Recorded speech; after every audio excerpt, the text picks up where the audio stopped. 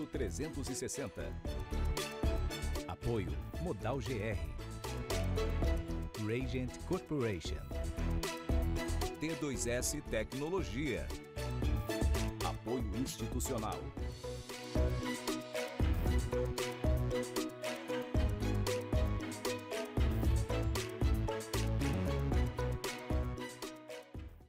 Olá, está no ar Porto 360, nosso espaço semanal para debater assuntos importantes em relação aos portos internacionais, portos do Brasil e principalmente em relação ao Porto de Santos. Esta semana recebo a advogada Nájila Maluf, que vem remotamente bater este papo conosco em virtude da pandemia. Nájila, obrigado pela tua presença aqui, que prazer enorme te ter conosco aqui no Porto 360. Obrigada, Marcos, é um prazer estar aqui com vocês. Nájila, como eu sempre o faço, né, quando eu inicio as minhas entrevistas, eu gosto de saber um pouco a respeito das pessoas, né? Como é que a doutora Nájila Maluf olhou para o setor portuário? Como é que foi a tua carreira? Como é que você construiu a tua carreira para que essa audiência enorme que nós temos possa, de alguma maneira, se motivar para entrar também na área do direito, principalmente dentro do setor portuário, doutora? Bom, em primeiro lugar, Marcos, obrigada pelo convite, parabéns aí pelo programa, pelo Porto 360. Bom, a minha trajetória no setor portuário, no setor de logística, começa na minha infância, quando meu pai era advogado da Vale, foi consultor jurídico da Vale durante muito tempo, ele participou da construção da estrada de ferro Carajás, da desapropriação de toda a área. Então, desde criança, eu era escutando como é que era toda a trajetória de Marabá para a Serra de Carajás, para São Luís, para o Porto do Itaqui. Então, aquilo ficou muito marcado na minha memória e como criança sempre quer imitar os pais, aquilo foi crescendo na minha cabeça. E aí, aos 15 anos, eu fui morar fora do Brasil. Eu tinha muito essa questão de querer aprender idiomas, conhecer outras culturas. E aí eu fui morar na Suíça, tive a oportunidade de estudar numa escola americana, era para ter ficado só um ano, acabei ficando 2 anos e fiz o high school lá, fui para os Estados Unidos, lá eu fui para a Universidade do Sul da Flórida, decidi continuar meus estudos por lá mesmo, em ciência política, participei de projetos no Porto de Tampa, relacionados ao Porto de Tampa, e trabalhei no Conselho das Américas com acordos de livre comércio, na época era NAFTA, Acordo de Livre Comércio das Américas também, e também o NAFTA que envolvia Canadá, Estados Unidos, o México, e eu passei a me envolver muito com aquilo. Então, esse setor de comércio exterior, eu comecei desde cedo aprendendo, e eu queria mais, queria aprender mais. Me formei por lá mesmo, na Universidade do Sul da Flórida, em Tampa. Depois de mais ou menos 8, 9 anos fora do Brasil, decidi regressar para o Brasil. E aqui começou, fui para a ANTAC, depois fui para a Comissão de Infraestrutura e fui ficando até hoje. Tem 15, 18 anos que estou nesse setor, graças a Deus. Uau! A gente vai falar sobre tudo isso aqui no Porto 360. Doutora, deixa eu te fazer uma pergunta, que é uma curiosidade, na verdade, né? Você me falou que foi estudar fora do país. O idioma hoje, o inglês, né, a segunda língua, é importantíssimo, né, para quem quer começar a atuar dentro do setor portuário. Qual é a tua percepção em relação a isso? Por que a gente tem tanta dificuldade no nosso país de encontrar mão de obra habilitada para um segundo idioma? Importantíssimo, Marcos. Eu passo muito tempo pensando nessa questão do porquê que o Brasil, frente aos demais países da América Latina, não tem o inglês como prioridade. Quando eu fui morar fora, eu passei a conviver com meus colegas latino-americanos e eu passei a entender um pouco mais sobre isso. Eles tinham a necessidade de aprender inglês, porque para conseguir algo, para ter uma demanda, cumprir com uma necessidade, eles tinham que sair da Colômbia, tinham que sair da Venezuela, tinham que sair do Chile em busca de algo melhor. Nós aqui no Brasil não temos essa necessidade. Se eu estou em São Luís, eu posso ir para São Paulo conseguir o que eu quero. Se eu estou em Brasília, em Brasília mesmo eu posso ter o que eu quero. Se eu estou no Rio, as coisas têm, nós temos acesso com mais facilidade aqui. Então, o inglês não se tornou, para mim, ao meu ver, sob a minha observação. Agora, quem quer atuar no comércio internacional, no direito internacional, é obrigatório. Eu sempre gosto de dizer que, uma vez eu li que o inglês está para o comércio exterior como a matemática está para a engenharia. Não tem como caminhar diferente. Quem não fala inglês hoje, eu sinto muito, está completamente fora do mundo globalizado. Então, eu bato muito essa tecla com os meus alunos também, de que, às vezes, romantizamos muito o direito internacional, a diplomacia, o comércio exterior, mas precisamos falar o idioma que é globalmente falado, que é a comunicação no idioma inglês. Eu concordo com você e te acompanho. Venho provocando muito, principalmente iniciativas por parte do governo, principalmente das cidades que abrigam portos no Brasil, de um modo geral, né? A gente tem mais de 8.000 quilômetros de costas e uma série de portos espalhados pelo Brasil, para que essas cidades possam capacitar, principalmente o jovem, né, como obrigatoriedade, principalmente dentro do idioma inglês, uma vez que esse setor, que é o setor portuário, impulsiona de forma vertiginosa a nossa economia.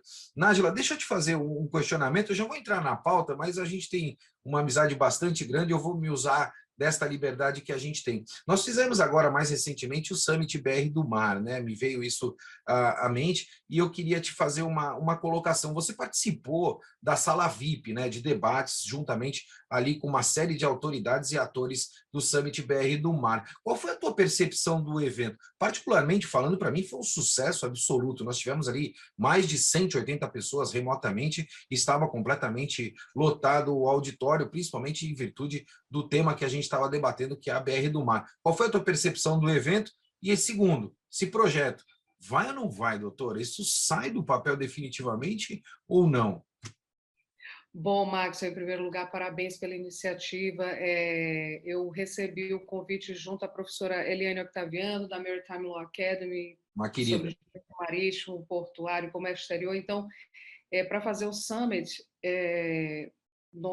essa participação foi muito boa, essa iniciativa foi excelente, principalmente porque nós estamos no caldeirão aí de acontecer o projeto o BR do Mar, que é o PL 4199 de 2020.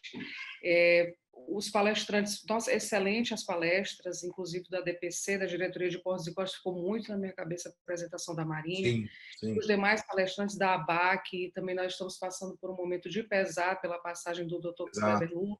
Já fica os nossos sentimentos também, né? Então, e mostraram os dois lados do projeto, né? Eles pontuaram, tanto a ABAC quanto os demais palestrantes em prol do BR do Mar, pontuaram as vantagens e as desvantagens do projeto e o que tem que ser trabalhado para incentivar a cabotagem no nosso país. Tanto no tocante aos caminhoneiros, no tocante que não vai haver, e deixaram muito bem claro, nós vamos continuar precisando do transporte por via terrestre, nós vamos continuar precisando das rodovias. Então, a cabotagem ela vai ser o incentivo ao transporte marítimo, vai existir essa abertura para empresas estrangeiras, e aí eu acredito que os dois lados pontuaram. Também teve a questão da tripulação dos 2/3 de tripulação brasileira. Então, isso foi muito bem debatido no Summit. Eu acho que o resultado foi muito bom. E o projeto, sai ou não sai, doutora? Qual é a tua percepção? Qual é o termômetro político aí? Você que tem, evidentemente, bastante acesso, né, aos bastidores que a gente tem da nossa política, né, no país de um modo geral, evidentemente pela tua expertise, mas qual é a tua percepção, né? Qual é o termômetro disso? Esse projeto vai ou não vai? Então, Marcos, eu gosto sempre de dizer que nós que estamos no setor, nós temos que acompanhar o projeto desde o início, desde a primeira iniciativa, como foi do Ministério de Infraestrutura, quando ela ainda estava no papel, ainda estava sendo discutido com os intervenientes do setor, para que, quando for para audiência pública, quando virar projeto de lei,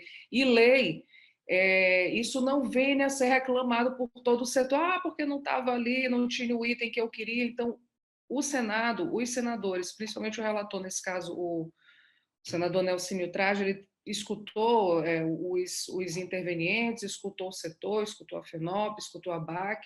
Vamos acompanhar, ainda está no papel, vamos acompanhar o desenrolar desse movimento aí que visa o incentivo à cabotagem do nosso país. Eu vejo com muita positividade. Exercício de futurologia, passa ou não no Senado?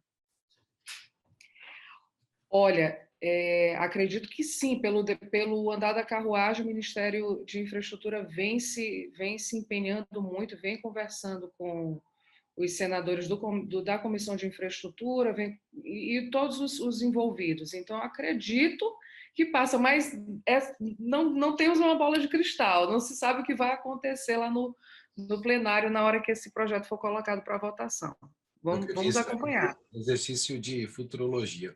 Doutora, você teve participação na Agência Nacional de Transportes Aquaviários. Qual era a tua função lá e, necessariamente, o que você aprendeu dentro de uma autarquia, né, dentro de um órgão tão importante quanto este para o nosso setor portuário? Então, Marcos, nós temos as agências reguladoras de transporte, que é a ANAC, ANTAC, a NTT e das ferrovias também. Agora elas estão vinculadas ao Ministério de Infraestrutura. Eu tive a oportunidade de trabalhar na ANTAC quando eu voltei para o Brasil, recebi o convite para a assessoria internacional, na época do Fernando Fialho, que assumiu a diretoria geral, e ali eu tinha a função de tratar dos acordos bilaterais de transporte marítimo que o Brasil tem com outros países. Hoje são 16 acordos bilaterais e tem função também de trabalhar com os acordos multilaterais que o Brasil tem, por exemplo, com a União Europeia e Sim. outros países aí da América do Norte. O apoio que a assessoria internacional traz para a agência reguladora no tocante também à vinculação com o Itamaraty, com as embaixadas, com os organismos internacionais. Na época que eu estava, tivemos a oportunidade de sediar o Congresso da Comissão Interamericana de Portos da Organização dos Estados Americanos, que foi em Salvador. Então, isso foi muito bom, porque nós reunimos todos os países aqui para debater sobre as questões portuárias dos países em desenvolvimento, dos países desenvolvidos também aqui presentes. A Organização Marítima Internacional, acompanhamos também o que ocorre na General Assembly, né, na Assembleia Geral, que acontece todo ano. Então, tivemos a oportunidade também de trazer o PIANC. O PIANC é a Associação Mundial de Infraestrutura e Transporte Marítimo. Então, a ANTAC tem todo esse papel, por meio da assessoria internacional, pude participar dos eventos do Banco Mundial. Existe um departamento de infraestrutura dentro do Banco Mundial que trata dos projetos em desenvolvimento no país.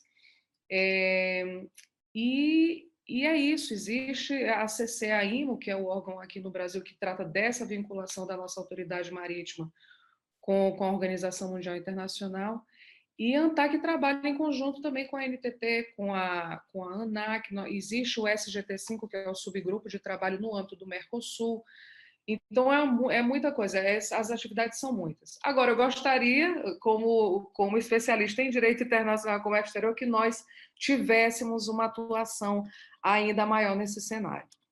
Eu acho importante. E queria te fazer um questionamento, de novo, eu lá fugindo da pauta, usando da liberdade que a gente tem, né? Você mencionou aí uma série de acordos bilaterais que a gente tem com uma série de países espalhados pelo mundo. A gente sabe que nós temos hoje uma instabilidade jurídica bastante grande dentro do nosso país, e a gente quer atrair o investimento, principalmente internacional, para dentro do Brasil, para que a gente possa fomentar, principalmente hoje, infraestrutura, que é uma deficiência muito grande dentro do setor portuário. Dentro desses acordos que nós temos, mundiais, bilaterais de cooperação e facilitação do comércio internacional, a gente tem sobreposição de regramentos também, como existe muitas vezes em inúmeras leis aqui do nosso país, e isso gera conflito também e instabilidade necessariamente nestas relações, doutora? Sim, nós falamos muito sobre a questão da instabilidade, insegurança jurídica do nosso país, a falta de solo fértil para atrair investimentos estrangeiros.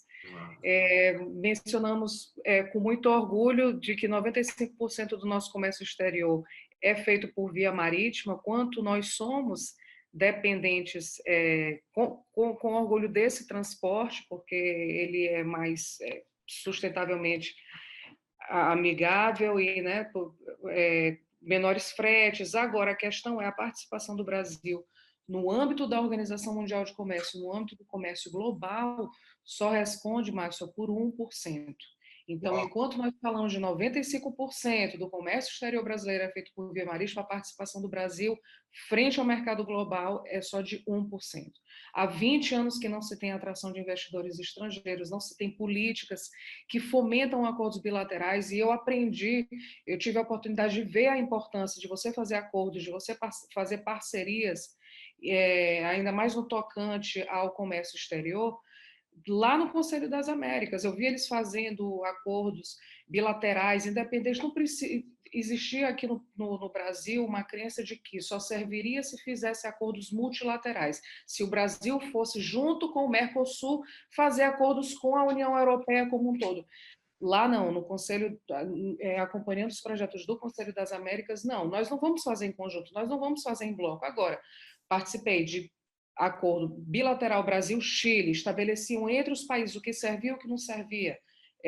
Desculpa, Brasil, Chile, Estados Unidos, Chile, estabelecendo agora, quando o país se limita a não fazer acordos e parcerias com outro país, esperando que isso seja multilateralmente, a gente fica para trás, como que aconteceu há 18, 20 anos que não se consegue avançar nesse setor. No tocante à falta de acordos internacionais, obviamente, mas também não podemos ignorar os avanços que o país também vem tendo, e o Fórum Econômico Mundial mostrou aí que o Brasil, nesse último ano de pandemia, subiu em 3 posições. Então, a gente tem que também reconhecer o patamar que nós estamos caminhando.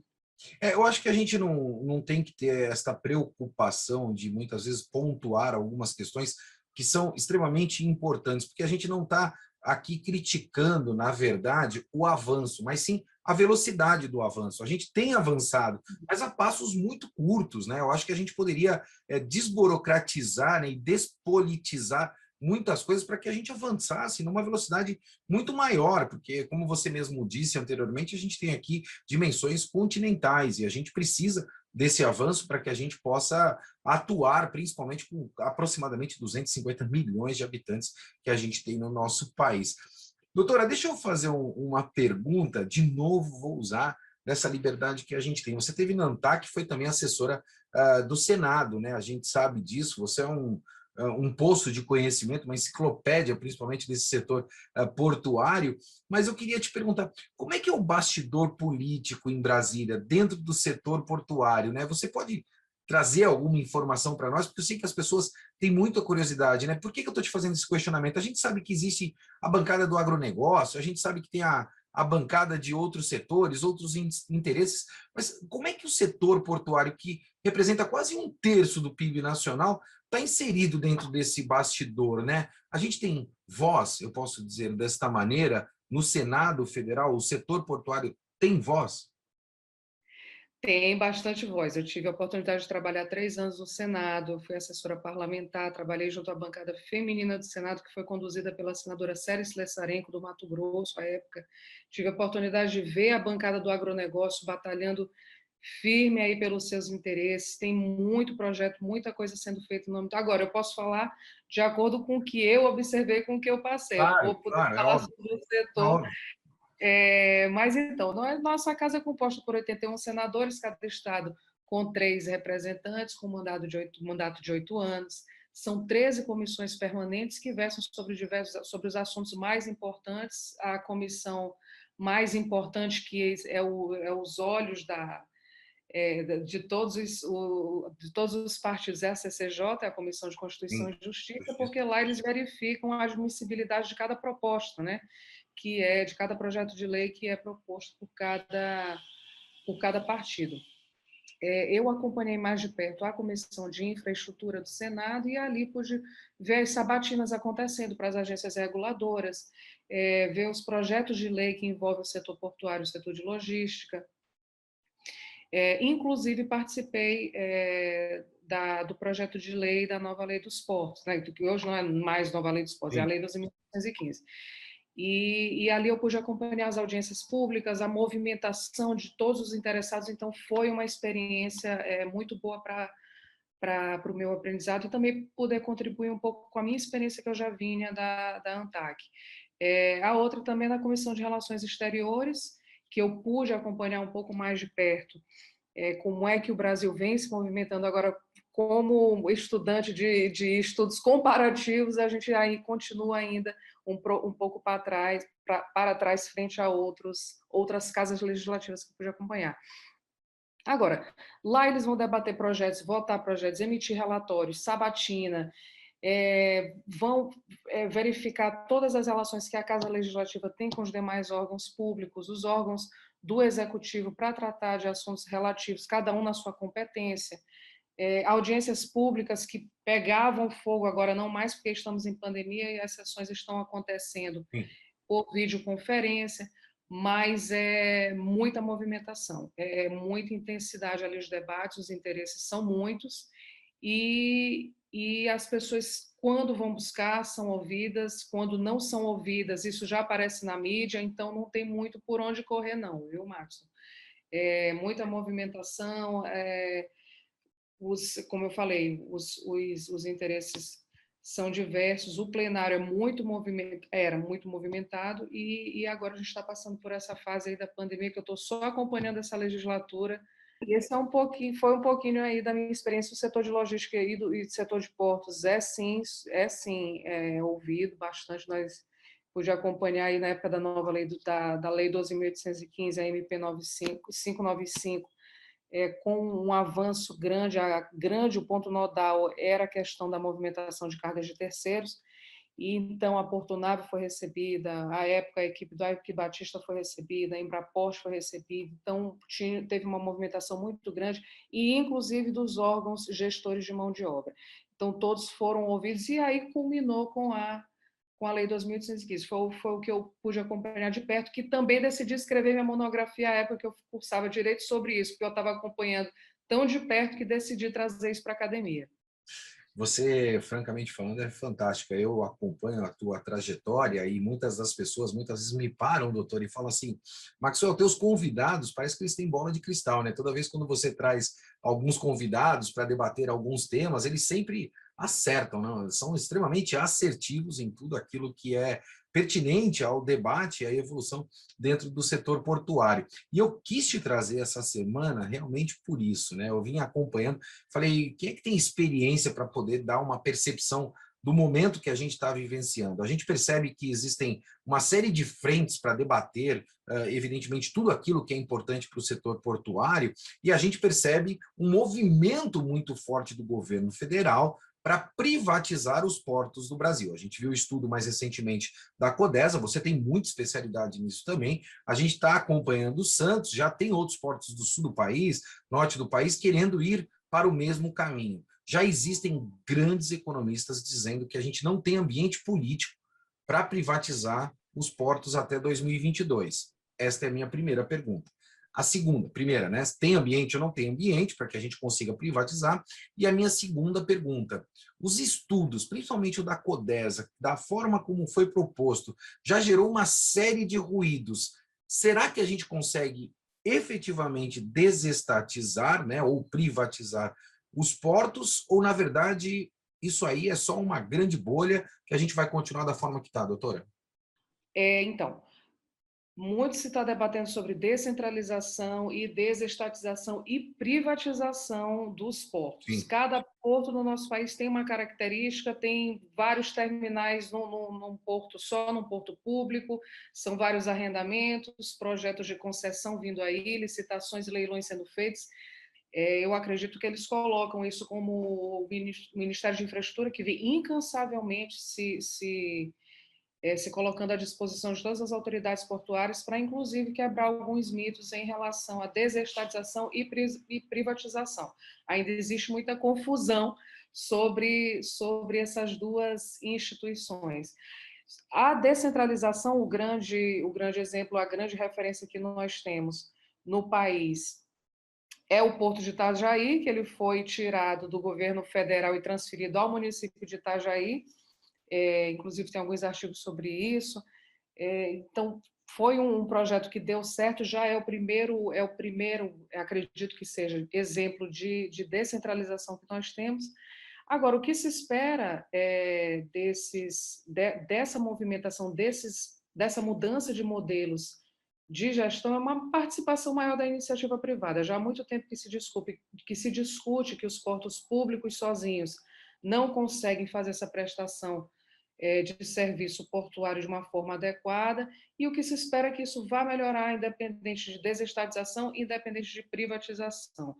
Privatização completa de um porto, nós, nas discussões, nas aulas, nas conferências, ficou claro que não se tem como, isso pode ser feito parcialmente, vai depender da questão da movimentação de carga de cada porto, da localização de cada porto, e participação de quando eu estava na ANTAC, nós visitamos os portos de Singapura, de Roterdã, de Xangai. Então, ali é um sonho quando você chega no porto de Xangai, que você vê que o porto gira, que a cidade gira em torno do porto. É muito aqui se debate, com lamentações sobre a falta de relação porto-cidade. Então, o nosso sonho de consumo aqui, como especialistas do setor, é ver a iniciativa privada investindo, fomentando, com maior movimentação dessas cargas, mas também que o poder público possa ter, obviamente, a sua parcela de controle no modelo de gestão.